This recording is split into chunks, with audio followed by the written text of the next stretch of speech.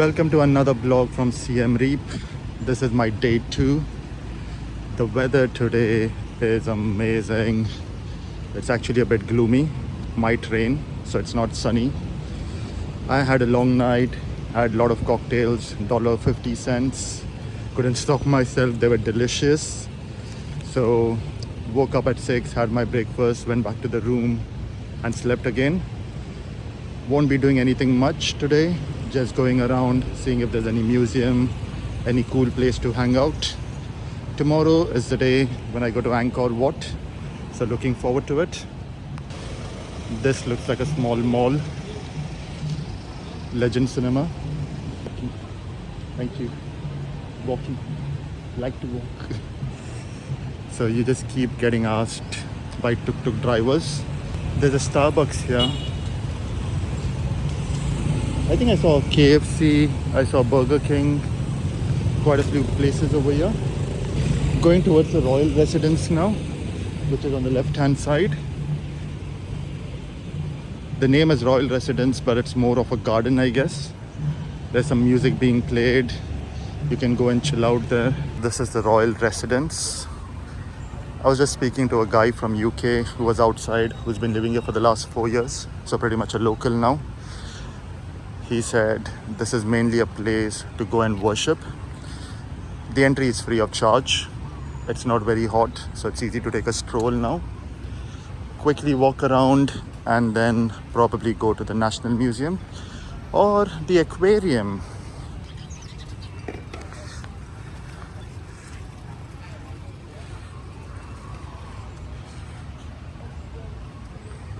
So the Google review, if you go and search for this place, the Royal Residence, many people have suggested it's a good fitness park. People come here for exercise, fitness classes. Not sure if you can do a long run here, because that's where it ends, and the place where I turned, that's where it ends on this side. So it's quite a small place. Nothing much to do here. And I'm not going inside the temple because I'll have to take off my shoes, and I've been doing that every single day. Not a temple person after all. So I've been craving KFC for a long time and always like to taste the local KFC. So let's go and check it out. So that's the KFC meal. It's a cheesy zinger burger with a piece of chicken, mashed potato, Coke and chips. Cost me 10 Aussie dollars or $7 US. Pretty reasonable. The same thing in Australia would cost me around 15 bucks. So it's very easy to rent motorbikes over here. These ones start from around 15 USD. This is around 10 USD. The bigger ones are around 25 to 30, I think. And it keeps going upwards. They have different varieties of bike, which was very hard to find in Bali. But over here, I think it's much easier. You will have to keep your passport as guarantee. If you don't want to keep your passport, you will have to keep 70% of the bike price as deposit, which would be a lot of money. While traveling local, it's always better to start talking to strangers, other tourists, local people, it doesn't matter. Everyone will have wealth of knowledge or information to pass on. Like this guy from UK who was a local here, he informed me about the free shuttle. If there was no free shuttle, I would end up paying $20-25 USD, go to the aquarium and come back. So I've saved that money. So that's a famous pub street during daytime, totally dead. So most of the tourists at this point of time will be in Angkor Wat, because that's the main attraction. They roam around until 5, 6, that's when it shuts down. And once it closes, they come here for dinner, drinks, and this place becomes very lively. So you can get the free shuttle bus from Ibis, that's the first stop. This is how the bus looks. So that's where the boat is. It's a free shuttle bus. I don't think there'll be any more passengers here, but we have to wait.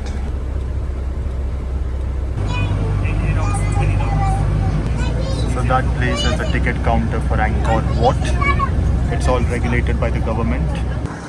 So guys, this is Angkor Enterprise. This is the official place where you can purchase your tickets for Angkor Wat. There's no other retailer or shop in Angkor that would sell you the tickets. It has to be purchased from this building.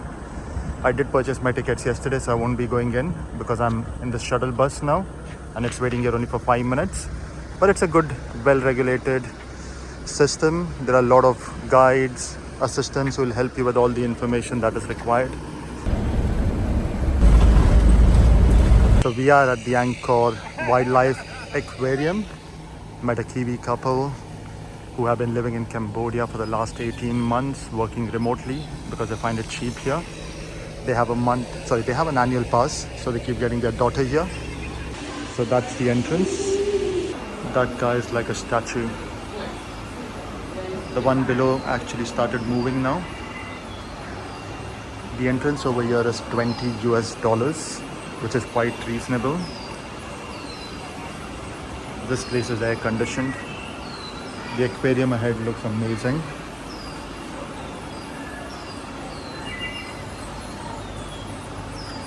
I really love the entrance. I think this might be a decent place and might surprise me. This would have been the last place I would actually come to in Cambodia. But since a couple of people recommended it and it was a cooler place, I thought I'll give it a try. With so many fishes. I can see a shark. Is that a shark? Yeah, they're sharks, I think.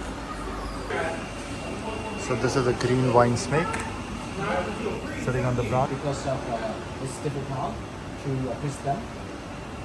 They could breed when they get 8 years old.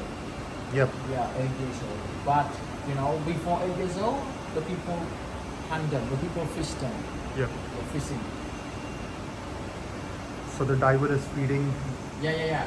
Diver. Yeah. Practicing catfish. Yep. Practicing catfish. Yep. Giant practicing catfish. That is a top predator. The top predator in the Mekong River, in freshwater. They are not gentle because they are more to eat the Korean fishes. They could eat. Yeah. But for the giant Mekong catfish, no, they just are more to eat the Nice job. yeah. That is the diet for the Mekong giant catfish. They also have a feeding time, and that's the seating area.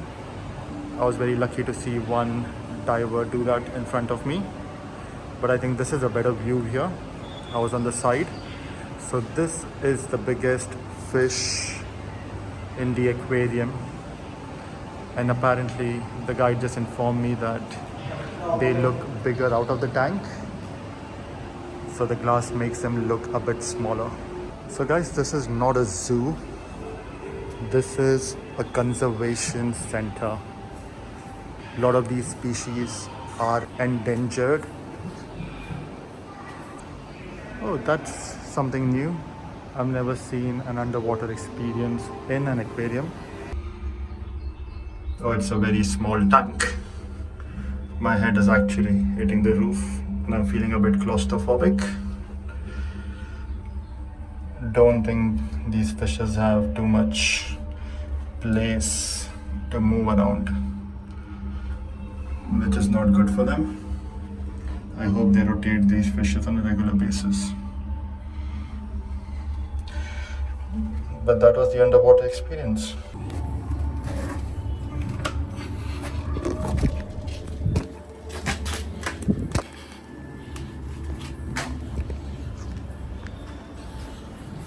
The tank is bigger than I actually thought it was.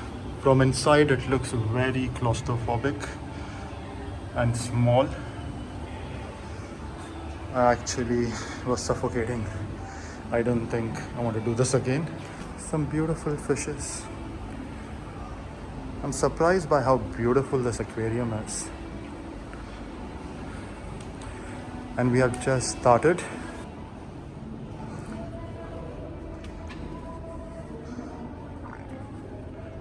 Quite beautiful.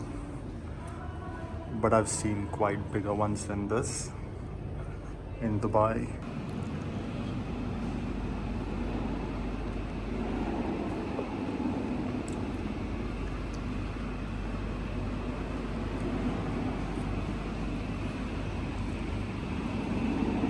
Very surprised with the setup they have up here. Quite beautiful and commendable. When I was speaking to the Kiwi couple, they mentioned as well, it's amazing in terms of Cambodian standards. And it actually is one of the best places I've been to so far. This one is hiding. I'll show you another one.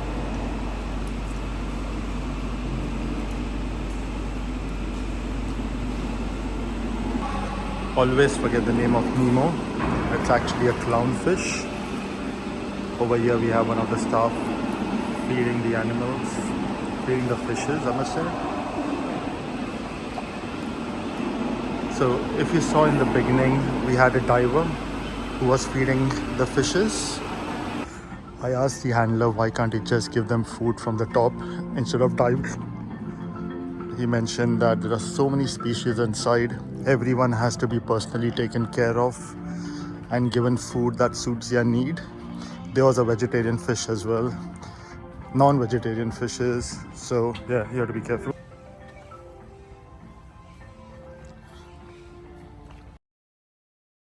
Yes.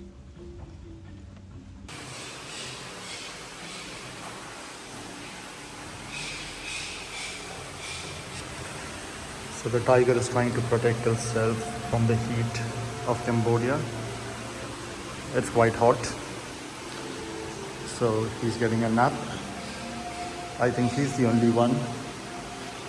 He has a decent area to cover, but being alone might be quite difficult for him. It's a Sumatran tiger,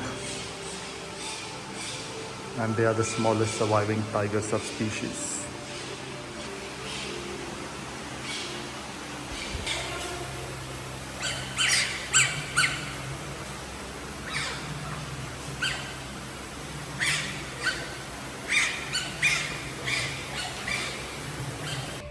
Oh, there are actually two tigers here, Venus and Sarah.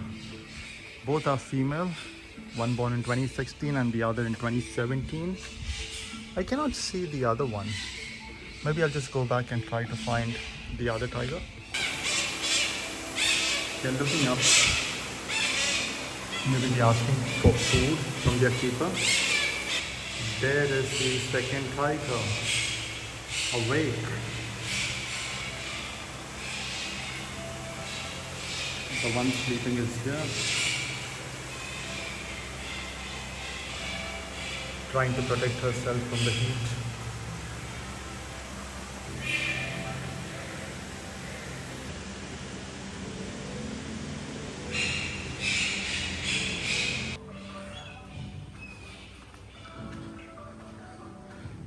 It's surprising how time quickly flies over here.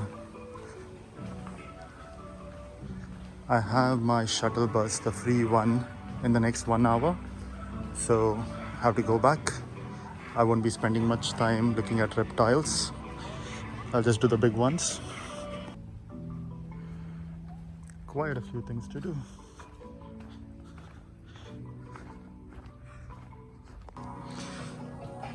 A sun bear hut. Can't remember seeing a bear ever. Let's see how the bear looks.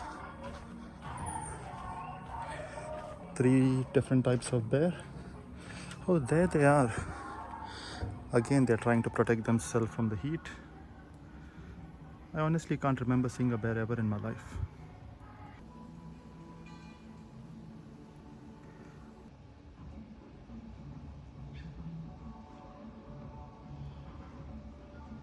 Oh, they slightly look like koalas. It's around 2:30.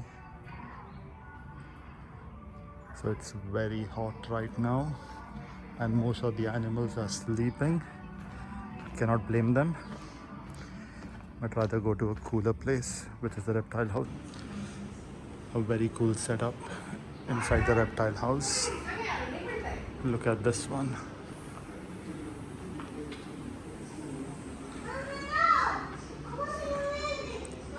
Just love it. Sneaking up on you.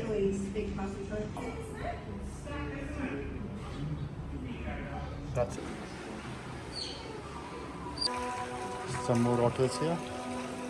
It's a smooth coated otters. They have a very nice picnic area over here as well. If you want to come with your family and spend some time in an open space, take breaks, and then go and see a few animals. They are selling annual passes, so it makes sense for those people. Like the Kiwi family who came with me, they are settled here and they have an annual pass for $30. So they come back every second month with their kid because they enjoy how quiet this place is on weekdays.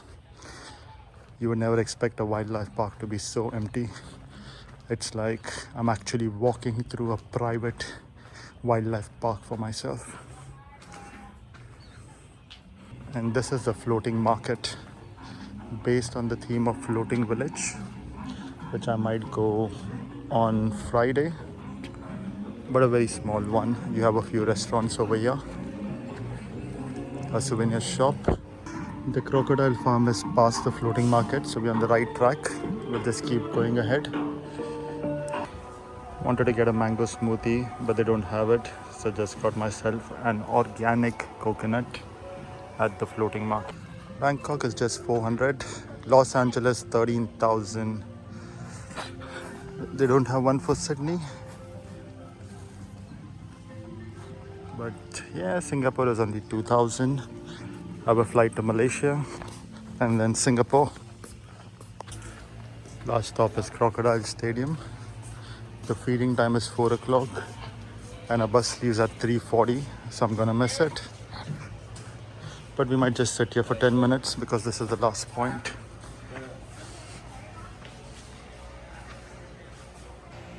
So quite a few crocodiles over here. Most of them are trying to save themselves from the heat. Some hiding in the shade. And there's one who's swimming. Two actually. I can count more than 7 over here. And I'm sure there'll be plenty others who I cannot find right now, but they might be hiding behind. There's one hiding right under the bush over here. And then you have the baby ones over here who are being prepared to join the big aquarium. Guys, that's the end of the wildlife park. Before the exit, we have the souvenir shop.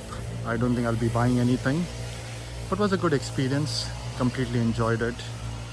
And $20 for a foreign tourist, totally worth the price. Loved it. It's quite a big place, I would say.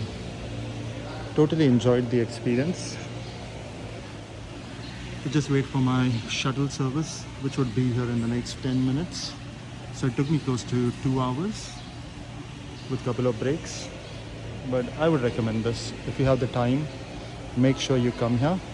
There's a free shuttle from 3 spots. I might put the description in the link.